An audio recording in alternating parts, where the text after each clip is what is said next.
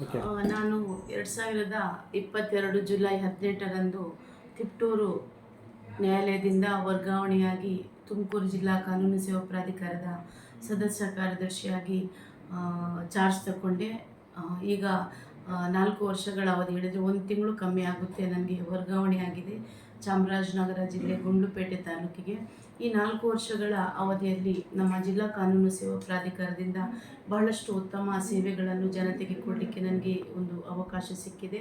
ನಮ್ಮ ಜಿಲ್ಲಾ ಕಾನೂನು ಸೇವಾ ಪ್ರಾಧಿಕಾರದ ಮುಖ್ಯ ಉದ್ದೇಶ ರಾಷ್ಟ್ರೀಯ ಕಾನೂನು ಸೇವಾ ಪ್ರಾಧಿಕಾರ, ರಾಜ್ಯ ಕಾನೂನು ಸೇವಾ ಪ್ರಾಧಿಕಾರದ ಧ್ಯೇಯೋದ್ದೇಶಗಳ ಪ್ರಕಾರ ಸಮಾಜದ ಕಟ್ಟಕಡೆಯ ಸಾಮಾನ್ಯ ವ್ಯಕ್ತಿಗೂ ಉಚಿತ ಕಾನೂನಿನ ಅರಿವು ನೆರವು ಕೊಡುವುದು, ನೊಂದವರಿಗೆ, ಕಷ್ಟದಲ್ಲಿರುವವರಿಗೆ, ಆರ್ಥಿಕವಾಗಿ ಹಿಂದುಳಿದವರಿಗೆ, ಪರಿಶಿಷ್ಟ ಜಾತಿ ಪರಿಶಿಷ್ಟ ಪಂಗಡದ ಜನರಿಗೆ, ಮಹಿಳೆಯರಿಗೆ, ಮಕ್ಕಳಿಗೆ, ಕೈದಿಗಳಿಗೆ, ಪ್ರಕೃತಿ ವಿಕೋಪಕ್ಕೆ ತುತ್ತಾಗಿ ಮನೆ ಮಠ ತಮ್ಮ ಆಸ್ತಿ ಪಾಸ್ತಿ ಕಳ್ಕೊಂಡವರಿಗೆ, ಹಿರಿಯ ನಾಗರಿಕರಿಗೆ, ಮಹಿಳೆಯರಿಗೆ, ಸೆಕ್ಸ್ ವರ್ಕರ್ಸ್, ಎಲ್ಲ ಜನರಿಗೆ ಯಾವುದೇ ಆದಾಯದ ಮಿತಿ ಇಲ್ಲದೆ ಪರಿಶಿಷ್ಟ ಜಾತಿ ಪರಿಶಿಷ್ಟ ಪಂಗಡದ ಅವರನ್ನು ಹೊರತುಪಡಿಸಿ ಉಳಿದ ಪುರುಷರಿಗೆ 3 ಲಕ್ಷಕ್ಕಿಂತ ಕಮ್ಮಿ ಇರುವಂಥ ಎಲ್ಲ ಪುರುಷರಿಗೆ ನಮ್ಮ ಜಿಲ್ಲಾ ಕಾನೂನು ಸೇವಾ ಪ್ರಾಧಿಕಾರದಿಂದ ಉಚಿತವಾಗಿ ಕಾನೂನಿನ ಅರಿವು ನೆರವು ಸಹಾಯವನ್ನು ಕೊಡಲಾಗ್ತದೆ. ನಮ್ಮ ಮುಖ್ಯ ಉದ್ದೇಶ ಯಾವುದೇ ವ್ಯಕ್ತಿ ಆರ್ಥಿಕವಾಗಿ ಸಬಲೀಕರಣ ಹೊಂದಿಲ್ಲ ಹೇಳಿದರೆ ನನಗೆ ಕೋರ್ಟಲ್ಲಿ ಕೇಸ್ ನಡೆಸಲಿಕ್ಕೆ ಸಾಧ್ಯ ಇಲ್ಲ, ಅಥವಾ ನಮ್ಮ ಬೇರೆ ಬೇರೆ ಇಲಾಖೆಗಳು ಖಾಸಗಿಯೇತರ ಇಲಾಖೆಗಳಿಂದ ಸಿಗುವಂಥ ಸೌಲಭ್ಯಗಳು ತನ್ನ ಆರ್ಥಿಕ ಅಸಾಮರ್ಥ್ಯದಿಂದ ಆತನಿಗೆ ಸಿಕ್ಕಿಲ್ಲ, ಆತನ ಹಕ್ಕುಗಳು ಉಲ್ಲಂಘನೆ ಆಗಿದೆ ಅಂತ ಕಂಡು ಬಂದಲ್ಲಿ ಅವರು ನಮ್ಮ ಜಿಲ್ಲಾ ಕಾನೂನು ಸೇವಾ ಪ್ರಾಧಿಕಾರಕ್ಕೆ ಬಂದು ಅರ್ಜಿ ನೀಡಿದಲ್ಲಿ ಅಥವಾ ಮೌಖಿಕವಾಗಿ ಹೇಳಿದಲ್ಲಿ ನಾವು ಅವರಿಗೆ ಅವರ ಹಕ್ಕುಗಳನ್ನು ಕೊಡಿಸಲಿಕ್ಕೆ ಇಲ್ಲಿ ಪ್ರಯತ್ನಿಸ್ತೇವೆ. ಇಲ್ಲಿ ಉಚಿತವಾಗಿ ನಾವು ಅವರಿಗೆ ಕಾನೂನು ನೆರವನ್ನು ಕೊಡ್ತೇವೆ. ಒಂದು ವೇಳೆ ಅವರಿಗೆ ನ್ಯಾಯಾಲಯದಲ್ಲಿ ಕೇಸು ದಾಖಲು ಮಾಡಬೇಕು, ತಮ್ಮಲ್ಲಿ ನ್ಯಾಯಾಲಯ ಶುಲ್ಕ ಭರಿಸಲಿಕ್ಕೆ ಕೋರ್ಟ್ ಫೀಸ್ ಕೊಡಲಿಕ್ಕೆ ದುಡ್ಡಿಲ್ಲ, ವಕೀಲರಿಗೆ ಫೀಸ್ ಕೊಡಲಿಕ್ಕೆ ದುಡ್ಡಿಲ್ಲ ಅಂತ ಅವರಿಗೆ ಆದಾಯ 3 ಲಕ್ಷಕ್ಕಿಂತ ಕಮ್ಮಿ ಇದೆ, ಅಥವಾ ಮಹಿಳೆಯರು ಅಥವಾ ಪರಿಶಿಷ್ಟ ಜಾತಿ ಪರಿಶಿಷ್ಟ ಪಂಗಡದವರಾಗಿದ್ದರೆ ನಾವು ನಮ್ಮ ಜಿಲ್ಲಾ ಕಾನೂನು ಸೇವಾ ಪ್ರಾಧಿಕಾರದಿಂದ ಪ್ಯಾನಲ್ ವಕೀಲರನ್ನು ನಾವು ನೇಮಕ ಮಾಡಿಕೊಂಡಿದ್ದೀವಿ. ಅವರ ಮೂಲಕ ಅವರ ಕೇಸನ್ನು ಉಚಿತವಾಗಿ ನಡೆಸಿಕೊಡ್ತೇವೆ. ಅವರಿಗೆ ನಾವು ಪ್ರಾಧಿಕಾರದಿಂದ ಅವರಿಗೆ ಸಂಭಾವನೆಯನ್ನು, ಒಂದು ಕೇಸಿಗೆ ಇಂತಿಷ್ಟು ರೂಪಾಯಿಯಂತೆ ಸಂಭಾವನೆಯನ್ನು ಸಹ ಕೊಡ್ತೇವೆ. ಅದೇ ರೀತಿ ಕೈದಿಗಳಿಗೆ ಯಾವುದೇ ಆದಾಯದ ಮಿತಿ ಇಲ್ಲ. ಕೈದಿಗಳು ಇನ್ನು ವಿಚಾರಣಾಧೀನ ಕೈದಿಗಳಿಗೆ ನಾವು ಈಗ ಅಭಿರಕ್ಷಕ ಕಚೇರಿ ಹಿಡಿದೆ legal aid defence counsel system ಅಂತ ಕಳೆದ 3 ವರ್ಷಗಳಿಂದ ನಾವು 3 ವರ್ಷಗಳಿಗಿಂತ ಹೆಚ್ಚಿನ ಅವಧಿ ಆಯಿತು ಪ್ರಾರಂಭ ಮಾಡಲಾಗಿದೆ. ಅಂಥ ಕೈದಿಗಳಿಗೂ ಸಹ ನಮ್ಮ ಮಾನ್ಯ ಒಂದು ಕೆಳ ಹಂತದ ನ್ಯಾಯಾಲಯದಿಂದ ಮಾನ್ಯ ಸುಪ್ರೀಂ ಕೋರ್ಟ್ವರೆಗೂ ಅವರಿಗೆ ಅವರ ಕೇಸ್ಗಳನ್ನು, ಕ್ರಿಮಿನಲ್ ಕೇಸ್ಗಳನ್ನು ನಡೆಸಲಿಕ್ಕೆ ಉಚಿತವಾಗಿ ನಾವು ಅಭಿರಕ್ಷಕ ವಕೀಲರನ್ನು ಇಲ್ಲಿ ನೇಮಕ ಮಾಡಿದ್ದೇವೆ. ಅವರ ಮೂಲಕ ನಾವು ಅವರಿಗೆ ಉಚಿತವಾಗಿ ಕೇಸ್ ನಡೆಸ್ತೇವೆ. ಅದಲ್ಲದೆ ಇಲ್ಲಿ ಪ್ರತಿದಿನ ನಮ್ಮ ದಿನನಿತ್ಯ ಬಹಳಷ್ಟು ಸಮಸ್ಯೆಗಳನ್ನು ಬರೀ ನಮ್ಮ ನ್ಯಾಯಾಲಯಕ್ಕೆ ಸಂಬಂಧಪಟ್ಟಂತೆಲ್ಲ, ರೆವಿನ್ಯೂ ಇಲಾಖೆ ಇರ್ಬೋದು, ಕಂದಾಯ ಇಲಾಖೆ ಇರ್ಬೋದು, ಜಿಲ್ಲಾಡಳಿತಕ್ಕೆ ಸಂಬಂಧಪಟ್ಟಂತೆ, ಪೊಲೀಸ್ ಇಲಾಖೆಗೆ ಸಂಬಂಧಪಟ್ಟಂತೆ ಅವರಿಗೆ ಬೇರೆ ಬೇರೆ ಇಲಾಖೆಗಳಿಂದ ಸಿಗುವಂಥ ಸವಲತ್ತುಗಳ ಬಗ್ಗೆ ಆಗಲಿ ಅಥವಾ ಯಾವುದೇ ಅರ್ಜಿ ವಿಚಾರವಾಗಲಿ ಅವರಿಗೆ ತಕರಾರಿದ್ದರೆ ಇಲ್ಲಿ ಬಂದು ಒಂದು ಅರ್ಜಿ ಕೊಟ್ಟಲ್ಲಿ ನಾವು ಅದನ್ನು ಆ ಸಂಬಂಧಪಟ್ಟ ಇಲಾಖೆಗೆ ಅರ್ಜಿಯನ್ನು ಇಲ್ಲಿಂದ ರವಾನಿಸಿ ಅದನ್ನು ತುರ್ತಾಗಿ ಕಂಪ್ಲೇಂಟ್ ಮಾಡಿಬಿಟ್ಟು ಅವರಿಗೆ ಸಿಗುವಂಥ ಸವಲತ್ತು ಕೊಡಿಸಲಿಕ್ಕೆ ನಾವು ಇಲ್ಲಿ ಪ್ರಯತ್ನ ಪಟ್ಟಿದೆ. ಅಷ್ಟೇ ಅಲ್ಲದೆ ತಮಗೆಲ್ಲ ಗೊತ್ತಿದೆ, ಎಲ್ಲ ಕೇಸ್ಗಳನ್ನು ಈಗ ಎಲ್ಲರೂ ಕೋರ್ಟಲ್ಲಿ ಮುಖ್ಯವಾಗಿ ಸಿವಿಲ್ ದಾವೆಗಳು ತುಂಬ ನ್ಯಾಯಾಲಯದಲ್ಲಿ ಬಾಕಿ ಇದೆ, ಕ್ರಿಮಿನಲ್ ದಾವೆಗಳು ಇದೆ. ನಾವು ಅದನ್ನು ಕೆಲವೊಂದು ಏನು ಮಾಡ್ತೀವಿ ಅಂತ, ಈಗ ಪಾಲು ವಿಭಾಗದ ಸಮಸ್ಯೆ ಬಂದಲ್ಲಿ ಅಥವಾ ಕೌಟುಂಬಿಕ ಸಮಸ್ಯೆ, ಗಂಡ ಹೆಂಡತಿ ತಂದೆ ಮಕ್ಕಳ ಮಧ್ಯೆ ಸಮಸ್ಯೆ ಇದ್ದಲ್ಲಿ, ಜಮೀನಿನ ವಿವಾದ, ಹಣಕಾಸಿಗೆ ಸಂಬಂಧಪಟ್ಟಂತೆ ಚೆಕ್ ಬೌನ್ಸ್ ಇರ್ಬೋದು, ಅಥವಾ ಬೇರೆ ಬೇರೆ ಬ್ಯಾಂಕುಗಳಿಂದ ಹಣಕಾಸಿನ ತೊಂದರೆಯಾದಲ್ಲಿ ಅಂಥ ಸಂದರ್ಭದಲ್ಲಿಯೂ ಸಹ ಇಲ್ಲಿ ನಮಗೆ ಪ್ರತಿನಿತ್ಯ ಅರ್ಜಿಗಳನ್ನು ತಂದು ಕೊಡ್ತಾರೆ. ಅದನ್ನು ನಾವು ಇಲ್ಲಿ ನಮ್ಮ ಜಿಲ್ಲಾ ಕಾನೂನು ಸೇವಾ ಪ್ರಾಧಿಕಾರದಲ್ಲಿ ವ್ಯಾಜ್ಯಪೂರ್ವ ಪ್ರಕರಣ ಅಂತ ಪ್ರೀ ಲಿಟಿಗೇಷನ್ ಕೇಸ್ ಅಂತ ದಾಖಲು ಮಾಡಿಕೊಂಡು ಉಭಯ ಪಕ್ಷಕಾರರಿಗೆ ನೋಟಿಸು ಮಾಡಿ ಇಲ್ಲಿ ಕರೆಸಿ ಅದನ್ನು ನಾನೇ ಸುತ್ತ ಮಾಡ್ತೀನಿ, ಅಥವಾ ನಮ್ಮಲ್ಲಿ ಮೀಡಿಯೇಟರ್ ವಕೀಲರು ಇದ್ದಾರೆ, ಪ್ಯಾನಲ್ ವಕೀಲರು ಇದ್ದಾರೆ, ಅವರ ಮೂಲಕವೂ ಅಥವಾ ಇಲ್ಲಿ ಸದಸ್ಯ ಕಾರ್ಯದರ್ಶಿಯಾಗಿ ನಾವೇ ಇಲ್ಲಿ ಕೂತು ಅದನ್ನು ಉಭಯ ಪಕ್ಷಕಾರರ ಸಮ್ಮತಿಯ ಮೇರೆಗೆ ಒಂದು ಮಧ್ಯಸ್ಥಿಕೆ ನಡೆಸಿ ಮಾಡ್ತೀವಿ ಹೇಳಿದರೆ ರಾಜಿ ಸಂಧಾನ ಮಾಡಲಿಕ್ಕೆ ಪ್ರಯತ್ನ ಪಡ್ತೀವಿ. ಇಲ್ಲಿ ಬಹಳಷ್ಟು ರಾಜಿ ಸಂಧಾನ ಪ್ರಕರಣಗಳು ಆಗಿದೆ, ಆ ಬಗ್ಗೆ ತೃಪ್ತಿ ಇದೆ. ಅವರೆಲ್ಲ ವ್ಯಾಜ್ಯಪೂರ್ವ ಪ್ರಕರಣ ಹಾಕಿ ಇಲ್ಲಿ ಕೇಸ್ ನಡೆಸಿ ಅವರಿಗೆ ಇತ್ಯರ್ಥ ಆದ ನಂತರ ಅವರು ನ್ಯಾಯಾಲಯಕ್ಕೆ ಹೋಗುವಂಥ ಪ್ರಶ್ನೆ ಇರಲ್ಲ. ಯಾಕೆಂದರೆ ಅವರು ಹೇಳಿದ ಪ್ರಕಾರನೇ ರಾಜಿ ಆಗಿರುತ್ತೆ. ಅಷ್ಟು ಜನ ನ್ಯಾಯಾಲಯಕ್ಕೆ ಹೋಗೋದು ತಪ್ಪುತ್ತೆ, ಇಲ್ಲಾಂದರೆ ನೇರವಾಗಿ ನ್ಯಾಯಾಲಯಕ್ಕೆ ಹೋಗುವಂಥ ಪರಿಸ್ಥಿತಿ ಇರುತ್ತೆ. ಬಹಳಷ್ಟು ನ್ಯಾಯಾಲಯದಲ್ಲಿ ಕೇಸ್ಗಳು ಪೆಂಡಿಂಗ್ ಇರುತ್ತೆ. ಕೆಲವೊಮ್ಮೆ ಏನು ಮಾಡ್ತಾರೆ, ನ್ಯಾಯಾಲಯದಲ್ಲಿ ಪೆಂಡಿಂಗ್ ಇರುವ ಕೇಸಿನ ಪಕ್ಷಕಾರರು ಸಹ ಸ್ವತಃ ಅವರೇ ವಾಲಂಟರಿಯಾಗಿ ಸ್ವತಃ ಅವರೇ ಇಚ್ಛೆಯಿಂದ ಬಂದು ಇಲ್ಲಿ ರಾಜಿ ಮಾಡ್ಕೊಳ್ಳೋಕ್ಕೆ ಮುಂದಾಗ್ತಾರೆ. ಅಂಥ ಸಂದರ್ಭದಲ್ಲಿಯೂ ನಾವು ಪ್ರಕರಣಗಳನ್ನು ರಾಜಿ ಮಾಡ್ತೇವೆ. ಅದಲ್ಲದೆ ನಮ್ಮಲ್ಲಿ ಮೀಡಿಯೇಷನ್ ಸೆಂಟರ್ ಅಂತಿದೆ, ಮಧ್ಯಸ್ಥಿಕೆ ಕೇಂದ್ರ. ಆ ಕೇಂದ್ರದಲ್ಲಿ ಸಹ ನಾವು ನುರಿತ ತುಂಬ ವಕೀಲರುಗಳಿದ್ದಾರೆ. ಹಿರಿಯ ವಕೀಲರ ಮೂಲಕ ಅವರಿಗೆ ತರಬೇತಿಯನ್ನು ಕೊಡಿಸಲಾಗಿರುತ್ತೆ. ಆ ವಕೀಲರ ಮೂಲಕವೂ ಸಹ ನ್ಯಾಯಾಲಯದಲ್ಲಿ ಬಾಕಿ ಇರುವಂಥ ಕೇಸ್ಗಳು ರಾಜಿಗೆ ಇಲ್ಲಿ ರೆಫರ್ ಮಾಡ್ತಾರೆ, ನಮ್ಮ DLSಗೆ ಕಳಿಸಲಾಗ್ತದೆ. ನಮ್ಮ DLSಯಿಂದ ಅದನ್ನು ಮಧ್ಯಸ್ಥಿಕೆ ವಕೀಲರಿಗೆ ನಾವು ಹಂಚ್ತೇವೆ. ಅವರು ಸಹ ಅದನ್ನು ರಾಜಿಗೆ ಮಧ್ಯಸ್ಥಿಕೆ ಮಾಡಿ ರಾಜಿ ಸಂಧಾನಕ್ಕೆ ಇತ್ಯರ್ಥಪಡಿಸ್ತಾರೆ. ರಾಜಿ ಆದ ನಂತರ ಆ ರಿಪೋರ್ಟನ್ನು ಸಂಬಂಧಪಟ್ಟ ನ್ಯಾಯಾಲಯಕ್ಕೆ ಕಳಿಸಿ ನ್ಯಾಯಾಲಯದಿಂದ ಅದನ್ನು ಕ್ಲೋಸ್ ಮಾಡಲಾಗ್ತದೆ. ಅದಲ್ಲದೆ ತಮ್ಗೆ ಗೊತ್ತಿದೆ, ವರ್ಷಕ್ಕೆ 4 ಬಾರಿ ಲೋಕ ಅದಾಲತ್ ನಡೀತದೆ. ಪ್ರತಿ 3 ತಿಂಗಳಿಗೊಮ್ಮೆ ಲೋಕ ಅದಾಲತ್ ನಡೀತದೆ. ಅಲ್ಲಿಯೂ ಸಹ ನ್ಯಾಯಾಲಯದಲ್ಲಿ ಬಾಕಿ ಇರುವಂಥ ಇತ್ಯರ್ಥಕ್ಕೆ ಬಾಕಿ ಇರುವಂಥ ಎಲ್ಲ ರೀತಿಯ ಸಿವಿಲ್ ಪ್ರಕರಣಗಳು, ಅದೇ ರೀತಿ ಕ್ರಿಮಿನಲ್ ಪ್ರಕರಣಗಳಾದರೆ ರಾಜಿ ಕೊಲೆ, ಬಲಾತ್ಕಾರ ಇಂಥದ್ದೆಲ್ಲ ಹೊರತುಪಡಿಸಿ ಬೇರೆ criminal, ರಾಜಿಯಾಗಬಲ್ಲ criminal, compoundable criminal offences ಅಂತ ಹೇಳ್ತೀವಿ, ಅಂಥ ಪ್ರಕರಣಗಳನ್ನು ಸಹ ನಾವು ಲೋಕ ಅದಾಲತ್ತಲ್ಲಿ ರಾಜಿ ಇತ್ಯರ್ಥ ಮಾಡ್ತೀವಿ. ನಮ್ಮ ತುಮಕೂರು ಜಿಲ್ಲೆಯಲ್ಲಿ ಬಹಳಷ್ಟು ಈಗ ಕಳೆದ ವರ್ಷನೇ ಈಗ ಮೊನ್ನೆ ಡಿಸೆಂಬರಲ್ಲಿ, ಮಾರ್ಚಲ್ಲಿ ಒಂದು ಕೊನೆಯದಾಗಿ ಈ ವರ್ಷದ ಮೊದಲ ಲೋಕ ಅದಾಲತ್ ಮಾರ್ಚ್ ತಿಂಗಳಲ್ಲಿ ಆಯಿತು.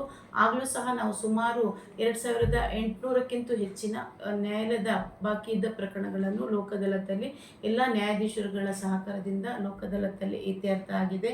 ಅಷ್ಟೇ ಅಲ್ಲ, ಕೌಟುಂಬಿಕ ಕಲಹಕ್ಕೆ ಬಂದ ಗಂಡ ಹೆಂಡತಿಯರನ್ನು ನಾವು ರಾಜಿ ಮಾಡಿ ಡೈವೋರ್ಸ್ ಕೇಳ್ಕೊಂಡು ಬಂದಿರ್ತಾರೆ. ಇಲ್ಲಿ 2 ಫ್ಯಾಮಿಲಿ ಕೋರ್ಟ್ ಇದೆ. ಕೌಟುಂಬಿಕ ನ್ಯಾಯಾಲಯದ ನ್ಯಾಯಾಧೀಶರುಗಳು ಸಹ ಪ್ರಯತ್ನ ಪಡ್ತಾರೆ. ಅದೇ ರೀತಿ ನಮ್ಮ ಜಿಲ್ಲಾ ಕಾನೂನು ಸೇವಾ ಪ್ರಾಧಿಕಾರದಲ್ಲೂ ಪ್ರಯತ್ನ ಪಟ್ಟು ನಾವು ಕೌಟುಂಬಿಕ ಕಲಹಕ್ಕೆ ಒಳಗಾದಂಥ ಡೈವೋರ್ಸ್ ಅರ್ಜಿ ಹಾಕಿದಂಥ ತುಂಬ ದಂಪತಿಗಳನ್ನು ಒಟ್ಟುಗೂಡಿಸಿ ಕಳಿಸಲಾಗ್ತದೆ. ನಮ್ಮ ಕೌಟುಂಬಿಕ ನ್ಯಾಯಾಲಯದಲ್ಲಿ ಕಳೆದ ಬಾರಿ ಸುಮಾರು ವರ್ಷದಲ್ಲಿ 150ಕ್ಕಿಂತಲೂ ಈ 4 ವರ್ಷಗಳ ಅವಧಿಯಲ್ಲಿ ಸುಮಾರು 150ಕ್ಕಿಂತಲೂ ಹೆಚ್ಚು ಕೌಟುಂಬಿಕ ಕಲಹದಲ್ಲಿ ಡೈವೋರ್ಸ್ಗಾಗಿ ಬಂದಂಥ ದಂಪತಿಗಳನ್ನು ಅವರ ವೈಮನಸ್ಸು ದೂರ ಮಾಡಿ ರಾಜಿ ಮಾಡಿ ಅವರನ್ನು ಮನೆಗೆ ಕಳಿಸಿದ್ದಾರೆ. ಇದಕ್ಕಾಗಿ ನಾನು ನಮ್ಮ ಕೌಟುಂಬಿಕ ನ್ಯಾಯಾಲಯದ 2 ನ್ಯಾಯಾಧೀಶರುಗಳಿಗೆ, ಒಬ್ಬರು ಪ್ರಧಾನ ನ್ಯಾಯಾಧೀಶರಾದ ಮುನಿರಾಜ್ ಸರ್ ಅಂತಿದ್ದಾರೆ, ಇನ್ನೊಬ್ಬರು ಅಪರ ನ್ಯಾಯಾಧೀಶರಿದ್ದಾರೆ ಜಯಪ್ರಕಾಶ್ ಸರ್. ಅವರೆಲ್ಲರ ಸಹಕಾರದಿಂದ ಬಹಳಷ್ಟು ಲೋಕ ಅದಾಲತ್ತಲ್ಲಿ ದಂಪತಿಗಳು ತಮ್ಮ ವೈಮನಸ್ಸು ಮುರಿದು ಮನೆಗೆ ಹೋಗಿ ಒಳ್ಳೆಯ ಜೀವನ ಮಾಡ್ತಾ ಇದ್ದಾರೆ.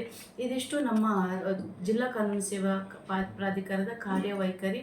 ಅದಕ್ಕಿಂತಲೂ ಇನ್ನೂ ಏನಿದೆ, ನಮ್ಮಲ್ಲಿ ಸಂತ್ರಸ್ತ ಪರಿಹಾರ ಕಾಯ್ದೆ ಅಂತ ಇದೆ, ವಿಕ್ಟಿಮ್ ಕಾಂಪನ್ಸೇಷನ್ ಸ್ಕೀಮ್. ಅದರ ಅಡಿಯಲ್ಲಿ ಯಾವುದೇ ಕ್ರಿಮಿನಲ್ ಪ್ರಕರಣಕ್ಕೆ ಒಳಪಟ್ಟಂಥ ಸಂತ್ರಸ್ತ ಅಥವಾ ಸಂತ್ರಸ್ತೆಗೆ ಪರಿಹಾರ ಧನವನ್ನು ವಿತರಿಸಲಾಗ್ತದೆ. ಹೇಳಿದರೆ ಸ್ಟೇಟ್ ಫಂಡ್ ಇರುತ್ತೆ ನಮ್ಮಲ್ಲಿ. ಉದಾಹರಣೆಗೆ ಪೋಕ್ಸೋ ನ್ಯಾಯಾಲಯದಲ್ಲಿ ಈಗ ಮಕ್ಕಳ ಮೇಲೆ ರೇಪ್ ಆದಂಥ ಸಂದರ್ಭದಲ್ಲಿ ಆ ಪೋಕ್ಸೋ ನ್ಯಾಯಾಲಯ ಆ ಮಕ್ಕಳಿಗೆ, ಹೆಣ್ಣು ಮಗಳಿಗೆ ಇಂತಿಷ್ಟು ಪರಿಹಾರವನ್ನು ಕೊಡಬೇಕು ಅಂತ ಅವರು ತಮ್ಮ ತೀರ್ಪಲ್ಲಿ ಪ್ರಕಟಪಡಿಸ್ತಾರೆ. 5 ಲಕ್ಷ, 6 ಲಕ್ಷ, 10 ಲಕ್ಷ ತನಕ ಪರಿಹಾರ ಧನ ಪಡೀಲಿಕ್ಕೆ ಆ ಸಂತ್ರಸ್ತೆಗೆ ಅಧಿಕಾರ ಇದೆ. ಅವರು ಪೋಕ್ಸೋ ನ್ಯಾಯಾಲಯ ಅದನ್ನು ಪ್ರಕಟಪಡಿಸದ ಅದನ್ನು ಜಜ್ಮೆಂಟ್ ನಮ್ಮ ಆಫೀಸಿಗೆ ಕಳಿಸ್ತಾರೆ. ನಾವು ನಮ್ಮ ಕಮಿಟಿ ಇರುತ್ತೆ, ನಮ್ಮ ಚೇರ್ಮನ್, ನಮ್ಮ ಗೌರವಾನ್ವಿತ ಪ್ರಧಾನ ಜಿಲ್ಲಾ ನ್ಯಾಯಾಧೀಶರು ಕಮಿಟಿಯ ಚೇರ್ಮನ್ ಆಗಿರ್ತಾರೆ. ನಾನು ಅದರ ಕಾರ್ಯದರ್ಶಿಯ ಮೆಂಬರ್ ಆಗಿರ್ತೇನೆ, ಇನ್ನೊಂದು ಹಿರಿಯ ವಕೀಲರು ಮೆಂಬರ್ ಆಗಿರ್ತಾರೆ. ನಾವು ಕಮಿಟಿಯಲ್ಲಿ ತೀರ್ಮಾನ ಮಾಡಿ ನಂತರ ಅದನ್ನು ಕರ್ನಾಟಕ ರಾಜ್ಯ ಕಾನೂನು ಸೇವಾ ಪ್ರಾಧಿಕಾರಕ್ಕೆ ಕಳಿಸಿ ಅಲ್ಲಿಂದ ಫಂಡ್ ಬಂದ ತಕ್ಷಣ ನಾವು ಅದನ್ನು ಸಂತ್ರಸ್ತರಿಗೆ ಚೆಕ್ ಮೂಲಕ ಹಂಚ್ತೇವೆ. ಅದೇ ರೀತಿ ಬೇರೆ ಕ್ರಿಮಿನಲ್ ಪ್ರಕರಣಗಳಲ್ಲೂ ಕೊಲೆ, ದರೋಡೆ ಆಗಿ ಸತ್ತಂಥ ಅವರ ಕುಟುಂಬಸ್ಥರಿಗಳಿದ್ರೆ ಪತ್ನಿ, ಮಕ್ಕಳಿಗೂ ಅಥವಾ ಪೋಷಕರಿಗೂ ಅವರಿಗೂ ಸಹ ಈ ಸಂತ್ರಸ್ತ ಪರಿಹಾರ ಕಾಯ್ದೆ ಅಡಿಯಲ್ಲಿ ಪರಿಹಾರ ಹಣವನ್ನು ವಿತರಣೆ ಮಾಡಲಾಗ್ತದೆ. ಸುಮಾರು ನಮ್ಮ ಈ ಒಂದು ಕಳೆದ 4 ವರ್ಷಗಳಲ್ಲಿ 5 ಕೋಟಿಗಿಂತಲೂ ಹೆಚ್ಚಿನ ಪರಿಹಾರ, ಆ ಒಂದು ಕಾಂಪನ್ಸೇಷನನ್ನು ವಿವಿಧ ಸಂತ್ರಸ್ತರಿಗೆ ಪರಿಹಾರ ಮಾಡಲಾಗಿದೆ. ಇದಿಷ್ಟು ನಮ್ಮ ಜಿಲ್ಲಾ ಕಾನೂನು ಸೇವಾ ಪ್ರಾಧಿಕಾರದಿಂದ ನಡೆದಂಥದ್ದು. ಇನ್ನು ನಂತರ ನಮ್ಮಲ್ಲಿ ಹಲವಾರು ಸ್ಕೀಮ್ಗಳು ಸುಮಾರು 14 ರಾಷ್ಟ್ರೀಯ ಕಾನೂನು ಸೇವಾ ಪ್ರಾಧಿಕಾರದ ಯೋಜನೆಗಳಿದೆ, ಬೇರೆ ಬೇರೆ ಎಲ್ಲ ಸಮುದಾಯಕ್ಕೆ ಸಂಬಂಧಪಟ್ಟಂತೆ. ಅದರಲ್ಲೂ ಮುಖ್ಯವಾಗಿ ಬುಡಕಟ್ಟು ಜನರಿಗೆ, ಬುಡಕಟ್ಟು ಆದಿವಾಸಿ ಜನಗಳಿಗೆ ಒಂದು ಅವರ ರಕ್ಷಣೆಗಾಗಿ, ಅವರ ಉನ್ನತೀಕರಣಕ್ಕಾಗಿ ಯೋಜನೆ ಇದೆ. ಆ ಯೋಜನೆ ಅಡಿಯಲ್ಲಿ ನಿಮಗೆಲ್ಲ ಗೊತ್ತಿದೆ, 2022ರಲ್ಲಿ ನಮ್ಮ ತುಮಕೂರು ಜಿಲ್ಲೆಯಲ್ಲಿರುವಂಥ ಗೊಲ್ಲರಹಟ್ಟಿಗಳಲ್ಲಿರುವಂಥ ಮೌಢ್ಯತೆಯನ್ನು ಹೋಗಲಾಡಿಸಲಿಕ್ಕೆ ನಮ್ಮ ಜಿಲ್ಲಾ ಕಾನೂನು ಸೇವಾ ಪ್ರಾಧಿಕಾರದಿಂದ ಒಂದು ಬಾಣಂತಿ ಮಗುವನ್ನು ರಕ್ಷಣೆ ಮಾಡಿ, ಮಗು ಸತ್ತೋಗಿತ್ತು, ಬಾಣಂತಿಯನ್ನು ರಕ್ಷಣೆ ಮಾಡಿ ಅವರ ಪತಿ ಮತ್ತು ಕುಟುಂಬಸ್ಥರ ಮೇಲೆ ಕಾನೂನು ಕ್ರಮ ಕೈಗೊಂಡು ಅದಾದ ನಂತರ ಬಹಳಷ್ಟು ಸುಮಾರು 45ರಿಂದ ಹೆಚ್ಚಿನ ಗೊಲ್ಲರಹಟ್ಟಿಗಳಲ್ಲಿ ಹೋಗಿ ನಾವು ಕಾನೂನು ಅರಿವು ಕಾರ್ಯಕ್ರಮ ಮಾಡಿ ಅವರ ಮನಪರಿವರ್ತನೆ ಮಾಡಿ ಅವರಿಗೆ ಮೂಲ ಸೌಲಭ್ಯಗಳನ್ನು ಜಿಲ್ಲಾಡಳಿತದಿಂದ ಕಲ್ಪಿಸುವ ಒಂದು ನಿಟ್ಟಿನಲ್ಲಿ ಅದನ್ನು ಪ್ರಯತ್ನ ಮಾಡಿ, ಅವರಿಗೆ ಅಷ್ಟೇ ಅಲ್ಲ, ಅವರಿಗೆ ಕಾಡುಗೊಲ್ಲ ಅಂತ ಹೆಸರು ಮಾಡಿ ಅವರಿಗೆ ಜಾತಿ ಪ್ರಮಾಣ ಪತ್ರವನ್ನು ಸಹ ನಮ್ಮ ಜಿಲ್ಲಾ ಕಾನೂನು ಸೇವಾ ಪ್ರಾಧಿಕಾರದ ಶಿಫಾರಸಿನ ಮೇಲೆಗೆ ಕೊಡಲ್ಪಟ್ಟಿದೆ. ಅವರನ್ನು ಮನಪರಿವರ್ತನೆ ಮಾಡಿ ಆ ಮೌಢ್ಯತೆಯಿಂದ ಹೊರಬಂದು ಬೇರೆಯವರಂತೆ ಒಳ್ಳೆಯ ಜೀವನ ನಡೆಸಲಿಕ್ಕೆ ನಮ್ಮ ಕಾನೂನು ಸೇವಾ ಪ್ರಾಧಿಕಾರದಿಂದ ಪ್ರಯತ್ನ ಪಡಲಾಗಿದೆ. ಅಷ್ಟೇ ಅಲ್ಲ, ನಾವು ಬೇರೆ ಬೇರೆ ತಾಂಡ್ಯಗಳ ಜನರಿಗೆ, ಸ್ಲಮ್ ಏರಿಯಾದ ಜನಗಳಿಗೆ ಕಾನೂನು ಅರಿವನ್ನು ಮೂಡಿಸಲಿಕ್ಕೆ ನಾವು ಪ್ರಯತ್ನ ಪಡ್ತಾ ಇದ್ದೇವೆ. ಹಿರಿಯ ನಾಗರಿಕರು ಬರ್ತಾರೆ, ಅವರಿಗೂ ಸಹ ಆ ಯೋಜನೆಯಲ್ಲಿ ಇದೆ.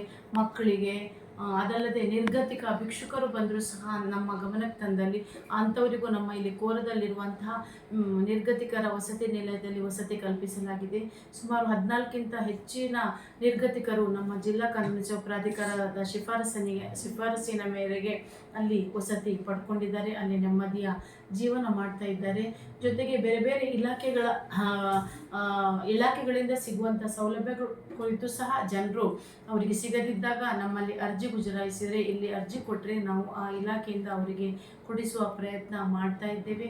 ಬಹಳಷ್ಟು ಜನ ಪ್ರತಿದಿನ ಜಿಲ್ಲಾ ಕಾನೂನು ಸೇವಾ ಪ್ರಾಧಿಕಾರದ ಕಾರ್ಯವ್ಯಾಪ್ತಿ ವಿಸ್ತಾರ ಆಗ್ತಾ ಇದೆ. ನಿಮ್ಮೆಲ್ಲರ ಸಹಕಾರದಿಂದ ನಾವು ತುಮಕೂರು ಜಿಲ್ಲೆಯ ಸಹಕಾರದಿಂದ ಒಂದು ಜಿಲ್ಲಾ ಕಾನೂನು ಸೇವಾ ಪ್ರಾಧಿಕಾರದ ಧ್ಯೇಯೋದ್ದೇಶಗಳು ಸಂಪೂರ್ಣವಾಗಿ ಜಾರಿಯಾಗಲಿಕ್ಕೆ ಒಂದು ಅವಕಾಶ ಸಿಕ್ಕಿದೆ ಅಂತ ಭಾವಿಸ್ತೀನಿ.